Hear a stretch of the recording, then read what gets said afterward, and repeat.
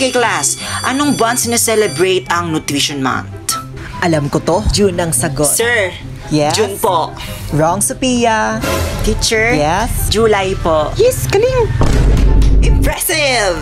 Alright, today we will learn nutritious food. Teacher, kumain ako ng pack na pack, bet na bet, pack bet. Kahapon, sir. Pero di ko naubos yung talong. Ako naman salad pero dapat Instagram worthy. Hoy, ako si Talong. Ba't di niyo ako kinain kahapon? Ah! Multong talong! OA! So, bakit mahalaga ang gulay? Mahalaga ang gulay kasi meron tong vitamin A, B, C, D, E, hanggang Z. Charot! Ako si Super Gulay, tagapagtanggol ng gulay. Super Gulay!